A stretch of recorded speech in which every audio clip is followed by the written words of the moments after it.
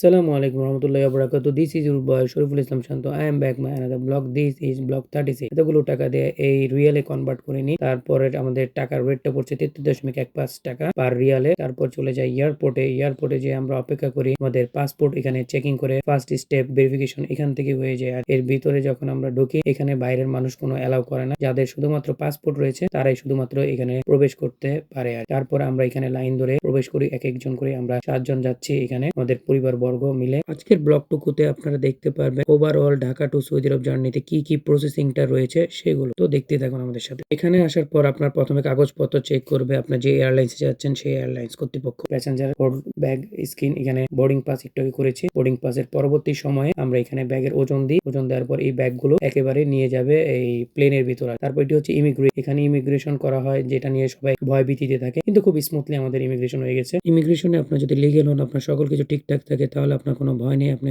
Smoothly এই জায়গাটা পার হয়ে যেতে পারবেন। আর এখানে আমাদের লঞ্চ যেটা, সেখানে আমরা বসে অনেক সুন্দর ছিল জায়গাটা। আসলে আলহামদুলিল্লাহ এত সুন্দর একটা জায়গা এয়ারপোর্টের ভিতর আসলে অবিশ্বাস্য। আর পরবর্তীতে আমাদের থার্ড টার্মিনাল হচ্ছে, সেটা আরো বেশি সুন্দর হবে। এটা অবশ্যই এখনো চালু করেনি, পরবর্তীতে যখন চালু করবে তখন আপনাদের ইনশাআল্লাহ আমি দেখাতে পারবো। লাব্বাইক আল্লাহুম্মা লাব্বাইক, লাব্বাইক লা শারীকা লাক লাব্বাইক, ইন্নাল হামদা ওয়া নি'মাতা লাকা ওয়াল মুলক লা শারীকা লাক।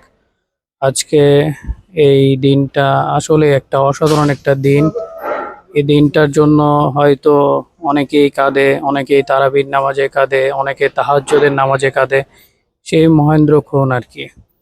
তো এখন আমরা বাংলাদেশের এয়ারপোর্টের এই লাউঞ্জে আছি, এই স্পেশাল লাউঞ্জটিতে বসে আছি। আমাদের বিমানটি ছাড়বে 5টায়, সেটার আশায় এখানে আমরা আমাদের সম্পূর্ণ ফ্যামিলি বর্গ এসেছি।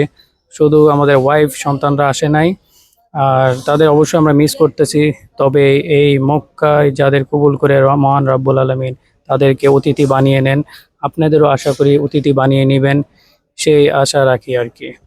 সবাই আমাদের জন্য দোয়া করবেন, আর আমি চেষ্টা করব সম্পূর্ণ উমরার প্রসেসটা আপনাদেরকে সুন্দরভাবে বুঝিয়ে বলার জন্য, যেন আপনারা সুন্দর করে প্রত্যেকটা ধাপে ধাপে যেন এয়ারপোর্ট থেকে শুরু করে ইমিগ্রেশন থেকে শুরু করে কোনো জায়গায় যেন আপনারা না আটকান, সেই রকম করে আপনাদেরকে আমি সুন্দর করে বুঝিয়ে প্রতিটি পদক্ষেপ আপনাদেরকে দিয়ে দিব। তো এখন আমার বড় ভাই এখানে কিছু বলবে আর কি। আসসালামু আলাইকুম রহমতুল্লাহি ওবারাকাত।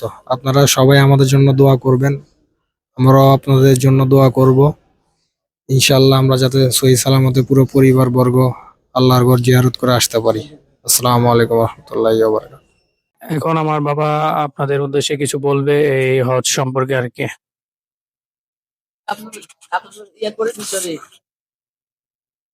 আসসালামু আলাইকুম। আমরা আমাদের পরিবারের সবাই উমরার উদ্দেশ্যে আল্লাহর ঘর মক্কা মদিনায় রওনা হচ্ছি। এখন বর্তমানে আমরা এয়ারপোর্ট আছি, আমাদের জন্য দোয়া করবেন। তারপরে জাজিরা এয়ারলাইন্স থেকে আমাদের কল দেয় যে আমাদের অন্য একটি গেটে যেতে হবে, যেখানে দিয়ে আমরা প্লেনে একেবারে ডাইরেক্ট চলে যাব। এখানে বোর্ডিং পাসটা আমাদের একটি অংশ ছিঁড়ে রেখে দিবে তারা এখানে। তারপর আমরা এই জায়গাটাতে এসে আমরা বসার পর এখান থেকে পুরো প্লেন দেখা যায়। ওই যে দূরে যে আপনারা দেখতে পাচ্ছেন আমাদের যে এয়ারলাইন্সটি নিয়ে যাবে, প্রথমে আমরা কুয়েতে যাব, যেখানে আমাদের ট্রানজিট রয়েছে। কুয়েতের পরবর্তী সময় আমরা সৌদি আরবে যাব এই জাজিরা এয়ারলাইন্স এর মাধ্যমে। এই জাজিরা এয়ারলাইন্স এর একটা জিনিস দেখেছি, এখানে ম্যাক্সিমাম মানুষ ইন্ডিয়ার মানুষেরা জব করে এবং কুয়েতের মানুষরা অনেক জব করে। কুয়েত এবং ইন্ডিয়ার সংমিশ্রণ এই জাজিরা এয়ারলাইন্স। ওদের পরিবেশ সুন্দর ছিল, অনেক সকল কিছু ম্যানেজমেন্ট অনেক ভালোই। তারপর আপনারা দেখতে পাচ্ছেন যে কিভাবে এয়ারলাইন্স আমরা যে ডাইরেক্ট ঢুকি মাটিতে না নেমে, তো এটি কিভাবে লাইনটা দেওয়া হয়। আমাদের যাত্রা তারিখ ছিল 13 ডিসেম্বর 2025 ভোর 5টার দিকে। তো তারপরে আপনারা এই লাইনটা লাগে এখানে আস্তে আস্তে করে, আমি খুব ফাস্ট করে দিয়েছি ভিডিওটা। এটা এইভাবে লেগে যাওয়ার পর এই সুড়ঙ্গর ভিতর দিয়ে প্লেনে প্রবেশ করতে হয়। তো আপনারা দেখতে পাচ্ছেন এইভাবে আমাদের ব্যাগেজের জিনিসগুলো নামানো হয়, উঠানো হয়। তারপর উনি আমাদের বোর্ডিং পাসটা ছিঁড়ে রেখে দেয়, চেক করে নাম চেক করে এখানে ঢুকায়। এখান দিয়ে আমরা ডাইরেক্ট সরাসরি প্লেনের মধ্যে উঠে যাব। তো প্লেনে ওঠার জন্য এখানে সবাই লাইন ধরে, এখানে সিরিয়াল অনুযায়ী লাইন ধরে, কারণ কারো সিট পিছনে কারো সিট সামনে, সেই অনুযায়ী ওরা লাইনের ব্যবস্থা করে দেয়। উমরা যাত্রীরা এছাড়াও অন্যান্য যাত্রীরা প্রবাসীরাও ছিল এখানে। আরেকজন বিমানবালা আর কি এসে আমাদের এই জিনিসগুলো চেক করে। আল্লাহ তাআলার অশেষ মেহেরবানিতে আমরা এই ফ্লাইটে উঠে পড়েছি। এই ফ্লাইটটি প্রথমে কুয়েতে পৌঁছাবে, তারপর কুয়েত থেকে জেদ্দা যাবে আল্লাহ তাআলার ভূমিতে।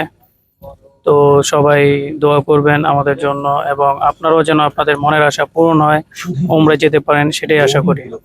তো দেখতে থাকুন, আমাদের সাথে থাকতে থাকুন এবং পরবর্তী স্টেপগুলো দেখবেন ইনশাআল্লাহ। Exits are located above the emergency exit doors, and the floor markings are through the aisle.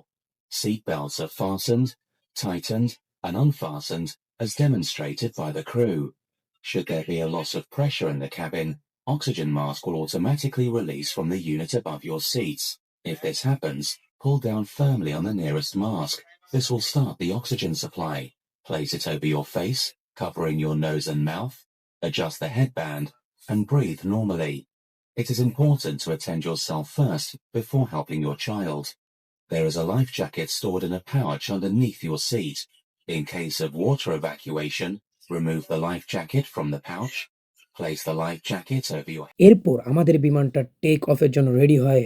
এই প্রথমবারের মতো আমি আকাশ পথে যাত্রা করছি, এই বিমানের মাধ্যমেই তো করতে হবে, এটা স্বাভাবিক। তো এই বিমানটি যখন আকাশে উঠে আমার শরীরটা একটু গা গলিয়ে উঠে, ফার্স্ট টাইম এক্সপিরিয়েন্স যেহেতু একটু আনকমফোর্টেবল, তো একটু লাগারই কথা, সেটাই হয় সবার মতো আমারও। তো যখন এই টেক অফটা করে, যখন আমি উপর আকাশ থেকে পুরো ঢাকা শহরটাকে দেখতে পাচ্ছিলাম, তখন আমার মনটা কত যে বড় হয়ে যাচ্ছিল মহান রবের প্রতি, যে আমরা কতটুকু ক্ষুদ্র ক্ষুদ্র এক একটা মানুষ, আর আমাদের রব কতটা মহান, আমাদের এই ক্ষুদ্র ক্ষুদ্র মানুষকে আমাদের এই বাসস্থানের ব্যবস্থা করে দিয়েছে। বিভিন্ন জায়গায় বিভিন্ন রঙে বিভিন্ন মানুষ, ধনী গরিব, জাত বর্ণ, বিভিন্ন ধর্মের মানুষদের একত্রিত করে রেখেছেন মহান রাব্বুল আলামিন। আলোক উজ্জ্বল ঢাকা শহরটাকে দেখতে আসলে অনেক বেশি ম্যাজিক্যাল, ড্রামাটিক্যাল সিটি লাগতেছিল এই ঢাকা শহরটাকে। আসলে আমি খুব অভিভূত হয়েছিল ফার্স্ট টাইম এত উপর থেকে আকাশে পুরো ঢাকা শহরকে দেখতে। আমার আসলে ভাষা দিয়ে বুঝাতে পারবো না কতটুকু মানে অসাধারণ লাগতেছিল। আর এত সুন্দর পৃথিবী, এত সুন্দর, কিন্তু আমাদের মাঝে কত অহংকার। আমাদের হাদিকে মেরে ফেলেছে ওই জানোয়ার গুলো, তারপরে আমাদের এই হাদিকে একটা ক্ষুদ্রতম একটা অংশ ছিল আমাদের, এবং সে আমাদের প্রতিটা মানুষের হৃদয় কেড়ে নিয়েছে। এই ভিডিওটা আমি ডেডিকেটেড করছি এই হাদির উদ্দেশ্য করে, ঢাকা টু সৌদি আরব আমার এই জার্নিটা। তো এই সুন্দর সুন্দর পথ দেখতে দেখতে আমরা সামনের দিকে এগিয়ে যাচ্ছিলাম আল্লাহ তাআলার অশেষ মেহেরবানিতে। প্রতিমধ্যে আমাদের এই চিকেন বিরিয়ানিটি খেতে দেয়। এটা খেতে খুব মোটামুটি এভারেজ লেভেলের লেগেছিল। বাইরে সবেমাত্র সকাল হচ্ছিল, যে লগ্নটা সুন্দরভাবে আকাশটা এই বিকেলের মতো লাগছিল, কিন্তু এখন সকাল হচ্ছে, খুব সুন্দর লাগতেছিল। তারপর মেঘের রাজ্যের ভিতর আমরা হারিয়ে যাই।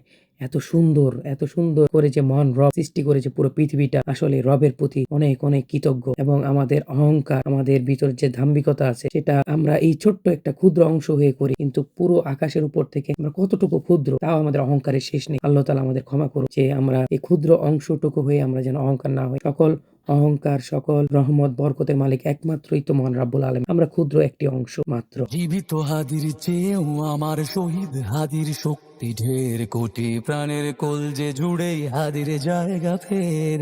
হাদি বকে নিল 47,000 বরকেই, মহাবিপ্লবী হাদিরা শহীদ ঠিকানা জান্নাতে। হাদি আধার পর্দা সরায় নতুন ভোরের রবি, হাদি জুলাইয়ের অগ্রনায়ক বিদ্রোহী বিপ্লবী। নতুন সময়, নতুন সফর, নতুন জিন্দাবাদ, 7 আসমান ভেদ করে উঠে হাদির জিন্দাবাদ।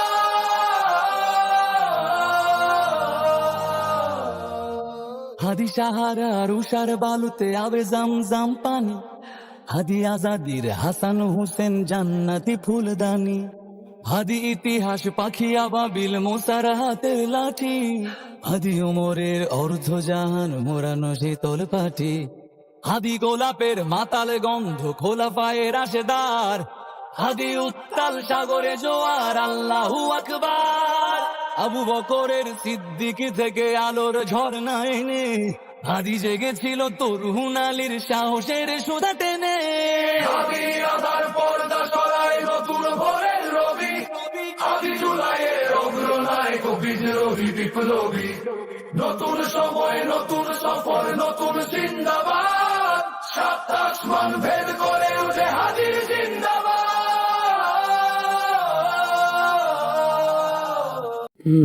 বাংলাদেশ আসলে একটা রত্নকে হারিয়ে ফেলেছে এই হাদি ভাইকে। তো তারপরে আমরা নেমে আসি এই কুয়েতের ভূমিতে।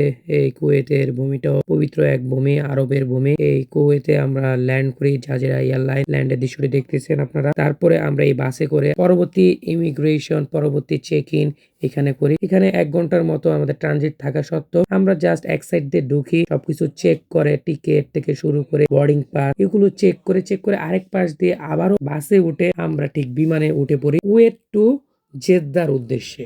Kuwait two Jeddah. তো এখানটা দিয়ে আমরা আস্তে আস্তে করে লাইনে উঠি। এখানে এত মানুষ দেখতেছেন, এদেরকে আবার পুনরায় চেক করা হয়। জেনে আপনার অবাক হবেন, আমি যেখানে আছি সেখানে বাংলাদেশে 397 টাকা, এখানকার মাত্র 1 দিনার। পৃথিবীর সব থেকে বেশি টাকার মান এই কুয়েত ভূমিতে। ওই যে দূরবর্তীতে একটি প্লেন দেখতেছেন আপনারা, এই প্লেনটা কিভাবে টেক অফ করে সে দৃশ্যটা আমরা দেখাচ্ছি। খুব উপরে এইভাবে উঠে যায়। মহান রাব্বুল আলামিন চেয়েছেন বলে এই প্রযুক্তিগুলো মানুষের মাথায় সেট হয়ে গেছে। তারপরে আমাদের এই জাজিরা এয়ারলাইন্সটা কিভাবে পরবর্তী সময়ে কুয়েত টু জেদ্দার উদ্দেশ্যে, পবিত্র ভূমি সৌদি আরবের উদ্দেশ্যে আমরা রওনা হয়ে যাই মহান রাব্বুল আলামিনের নাম ধরে। তো প্রত্যেকটা সময়ই ছিল আসলে অসাধারণ একটা মুহূর্ত।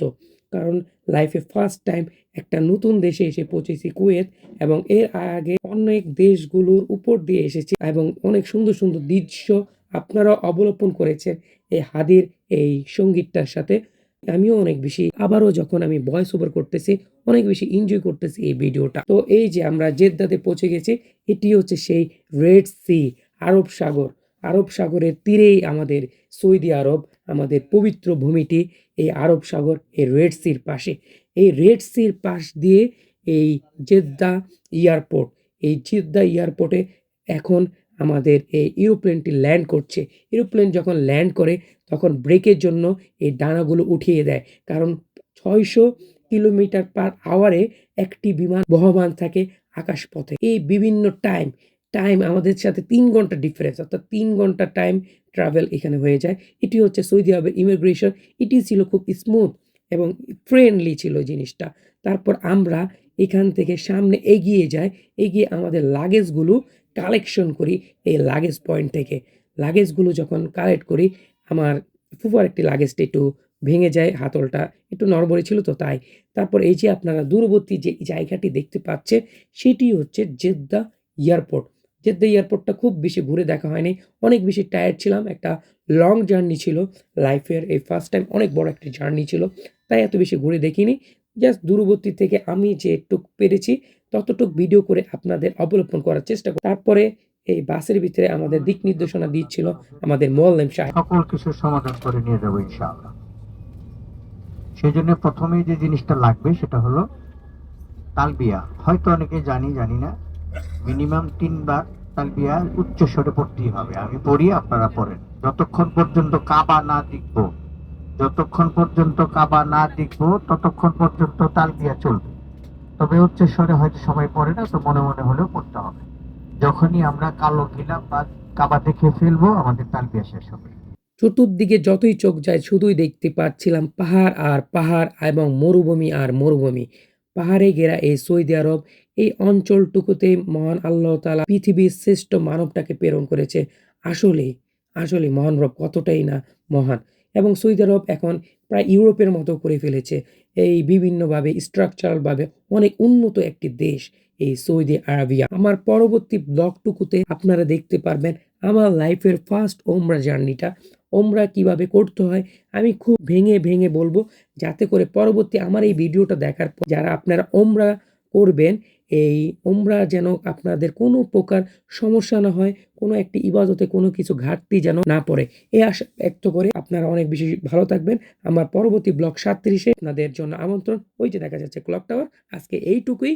আল্লাহ হাফেজ। আসসালামু আলাইকুম রহমতুল্লাহি ওয়া বারাকাতুহু। নতুন সময়, নতুন সফর, নতুন জিন্দাবাদ।